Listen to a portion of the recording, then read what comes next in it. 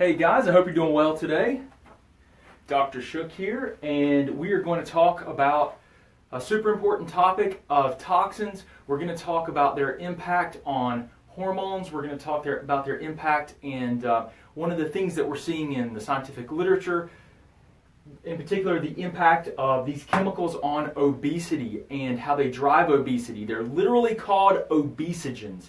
They promote obesity, guys, which this is a huge problem because a lot of these chemicals are actually stored in your fat cells. So the more obese that you are, the greater burden that you're going to have of these chemicals. I mean, we know that they're attracted, they're called lipophilic, they are attracted to the fat cells, as are a lot of chemicals that are carcinogenic and very, very problematic. It's one of the reasons that obesity is very likely to be a risk factor for cancers and heart disease. Maybe not because of the fat itself, but because of the toxins that are stored within the fat. Really important, huge topic I want to talk to you guys about today. But guys, as always, I appreciate you guys so much. Please do me a favor. Help us help other people by sharing this. Share this video. Help us help other people. Help your family. Help your friends. Let's get the word out about these dangerous chemicals that are not being taken seriously, that are not being regulated appropriately, that are throughout in our environment and poisoning us and poisoning our children and our families. Okay, so let's do this. Let's make a difference together. Help us by helping other people. Please do share our videos. Okay, so what is driving this obesity epidemic, guys? What is driving the obesity epidemic? The scary thing is I talk to so many people. And when someone has a normal body weight, so many times, I can talk to someone who has a normal body weight, or they look at me, and they're like, Dr. Shook, or this is most of the time it's my family, right? They're like, you look really thin. Are you okay? Are you okay? And you guys, the fact is that we constantly see people that are either overweight or obese so frequently that when we see someone that has a normal body weight, we think they're sick. We literally think they're sick. This is how bad it is. That our perception of what is a normal body weight. Now, when we see someone like that, we think that they're too thin, that they could be sick. When in reality, our normal is full of people. We constantly see people every day that are obese and overweight, and that's the new normal. Okay, that's the scary thing. That's the scary thing with this. The reality is that this is a huge problem, and that most people have no clue what I'm going to share with you guys. No clue. You guys should be somewhat familiar with this because I talk about it and I teach it. And if you follow me, you should know a lot more about this than most people. So the reality is that obesity is exploding around the world, and there's no doubt that to some degree the sugar and the sedentary lifestyle is contributing. But I will tell you now, I talked about this in a previous live video. If you look at the consumption of sugar in pounds, in the early 1900s, it really rose very, very significantly per person in the U.S., okay, sugar consumption. And that was pretty flat until about 1980 when it started going up a bit more. But do you know that in 1960 is really when we started having problems with increases in obesity? Okay, so tell me then, why is it that there would be if it was associated with sugar, why is it that we would have sugar consumption in pounds in 1910 relatively flat until 1980, but obesity didn't really start until 1960? Okay, we didn't really see a spike up. You know what? It doesn't really correlate with increased sugar consumption. But you know what it does correlate with? Very well. Now, correlation doesn't equal causation. Correlation just means when one thing goes up, another one goes up. They don't mean that they're caused by each other. Okay, I want to be clear on that.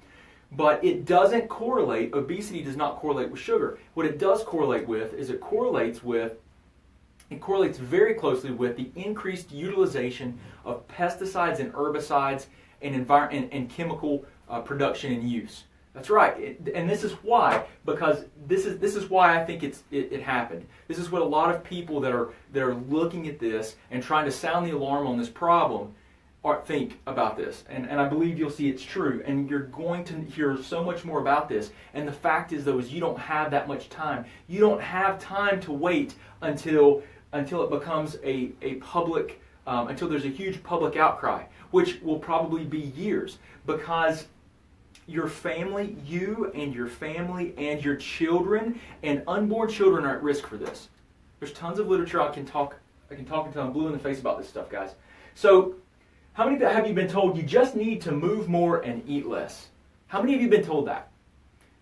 Tell me, post in the comments if someone has said something to that degree, whether it be a family member or a doctor or someone that says, you just need to exercise more. You just need to improve your diet. You just need to move more and eat less.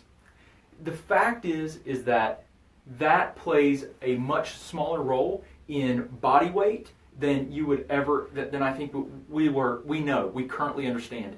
This is important to a degree, to eat a healthy diet, absolutely, and to be physically active. But the fact is that there are hormones in our environment that the research is suggesting will affect some really important hormones. Like, I want to point this out. Leptin and ghrelin. Okay, leptin and ghrelin. Leptin is a hormone secreted by your fat, your body fat, that will decrease hunger. Ghrelin is created, and it increases hunger. Some of these chemicals in our environment, the research suggests to us that they will disrupt the leptin and ghrelin balance. So if you're not sensitive to your leptin because of chemicals, or if you can't produce it adequately because of chemicals, then you're going to have a continuous urge and desire to eat. You're going to be hungry. But the chemicals are disrupting it. Okay? That's what a lot of the research is suggesting. That's one of the many mechanisms. There's many biochemical mechanisms. So this is disrupting and changing things. It's hormonal, it's chemical. It's not just eating less and moving more. That is very simple-minded based on today's research. That's irresponsible. That's damaging. To say that to someone is damaging. It's important to have a conversation. Do it the right way. And if that's all you know, you don't need to be and act as if this is the only reason. That's irresponsible. I find it really hard to be, when I'm working with people one-on-one, I never take an extremely hard stance on concepts like this, because we just don't know. We're constantly learning. And this is damaging to someone's psychological state to say, you just need to move more and eat less. That is condescending, that is arrogant, that is irresponsible. That is harmful to individuals. That's harmful to because it's just not constructive. You can do this in the right way and try to encourage those behaviors, but the fact is there's a lot more to this than what we think, okay, than just moving more and eating less. So, obesogens are actually a term that has been coined, I guess you'd say, to group together and categorize a lot of chemicals that are being identified as endocrine or hormone disrupting chemicals. And these hormone disrupting chemicals, we're seeing them break down our physiology and our hormonal signaling in so many different ways. These different types of chemicals, and guys, there are so many. How many industrial chemicals are produced on a regular basis at very high levels? 80,000. Okay, 80,000. We've studied maybe 1,500. See, I think that this should be criminal. I think it should be criminal. You know what it comes down to? I look at this over and over, and I keep reading research, and I am just astounded, and I am in disbelief of what we do, of what is considered legal, and how in the world is it that we can use these chemicals that are poisoning our bodies? The fact is, we don't even know what the vast majority of them do. Shouldn't it be check it for safety first, then put it into use? Shouldn't it be that way? But it's not that way. For so many chemicals, it's not that way. And then we find out after the fact, After we're finding chemicals in babies and in mother's cord, the mother's cord blood that flows to the baby, 200 plus chemicals that are carcinogenic of about 400 that are evaluated. How is that not criminal? See, there's a problem here with the regulatory system because it's money before people. It's what it is. It's money before people. It's called big business buying and paying for political positions, supporting campaigns and people that support them. It's complete bullshit. It's what it is. It's completely unacceptable. Completely unacceptable. And this is why we have to become aware of this. You guys have to become aware of that. Aware of this issue. And so what I'm going to do, and my mission is to teach you as individuals, but you have to help me spread this word because I'm just one person. You guys help me help other people. Share these videos, share the messages and things that we're teaching, because the only way this is going to happen, the only way that there's going to be real change is by a public outcry and complete revolt against these types of practices. Industrial, pharmaceutical, agricultural, different types of plastics and preservatives, phytoestrogens. These are things like phytoestrogens. What am I talking about? Like, I'm talking about the plant-based estrogens that you'll see in concentrated soy products that are concentrated and processed. Flame retardants and so many more. But all these different industries, you're really talking about huge agriculture, big agriculture and food business here that's creating this. You're talking about pharmaceutical to a degree. You're talking about industry, big industry here, and they have massive amounts of money that they can pour into campaigns, and that they can that they can skew really judgment, and it's a huge problem, guys. It's a huge problem. I mean, this is just one more example of big business and government putting money before people. I've talked to you guys plenty of times about the approach that I take to healthcare and how it's based on really this like functional medicine approach, which is looking at the drivers of disease processes. And I've talked to you guys at length about how none of it's covered by insurance, because for one thing, and no doctors, no conventional doctors practice it under an insurance-based model, because insurance won't cover it. And there's no one rushing to adopt it, because it's not because the crazy thing is that there's no money in it. There's no money in it. There's no money in recurring. If you can truly get someone really healthy, get them off of all their diabetic medications, help them improve their thyroid hormone physiology, and they don't need medications on an ongoing basis, and they don't need so many tests and procedures done. Then where's all the money from all those things go away? And I'm not saying that it's a cure-all for everything. It's not some panacea. It doesn't fix all the problems. But we've got to start thinking about how to get people truly healthy, and not just trying to keep them patched together and slow the disease process as much. I mean, those are valuable things, and we're at a point now where I don't know how we're going to change and stop this tidal wave that's coming of disease that is revolving around so many different things. But this is a huge problem. These chemicals, guys, they don't just, with obesity, think about this for a second. The more obese someone is, the greater their capacity to store these obesogens that are actually lipophilic, meaning they're attracted to fat. They store and they dissolve into the fat tissue. The more body fat you have, the greater capacity you have to carry these things, the more toxic your body is. The greater your ability to carry a lot of carcinogenic chemicals that are also lipophilic, attracted to fat, that also contribute to things like heart disease and cancer. The reason that we think, and that a lot of people that are really interested in researching and learning about toxins, the reason that we think that people that are obese may have a greater likelihood of having cancer and heart disease may not be because of the fat. as much as it is the chemicals in the fat that are carcinogenic, cancer-causing, and that can promote heart disease. Guys, this is a huge issue.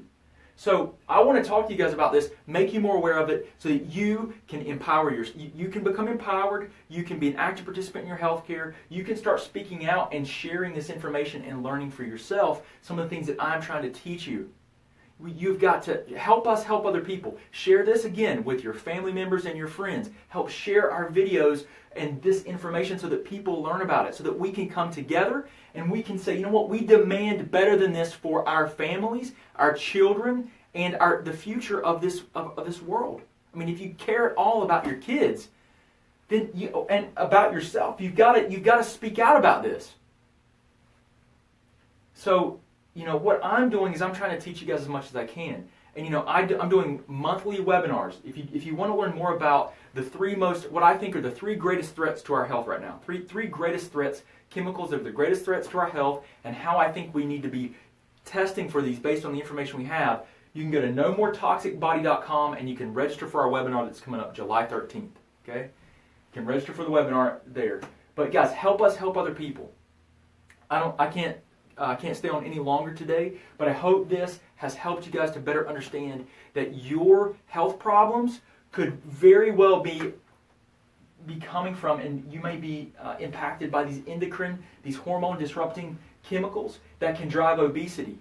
So if you're sitting there and you're thinking, I can't lose weight ever, I have all these problems, this is very likely a problem for you to some degree.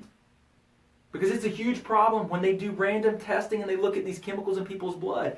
One of the chemicals that we know is a problem is BPA, bisphenol A. Guess how many people, the percentage of Americans when they check them, they have it in their urine?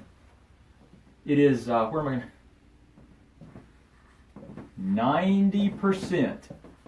90%, guys. 90% of Americans, when they check their urine for BPA, they have BPA.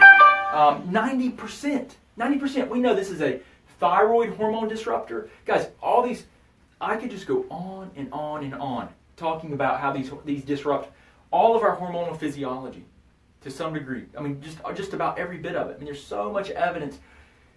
We've got to get this out of our bodies. So if you help us help other people, guys, share the video, start learning, start researching this stuff. My business page, Facebook page, is the Office of Dr. Brad Shook. Go there. I've posted tons of videos. As I'm learning, I'm posting some. But guys, you got to understand, when I'm researching and I'm reading research papers and articles, there are literally like hundreds of other articles. I just don't have time to post everything I'm learning.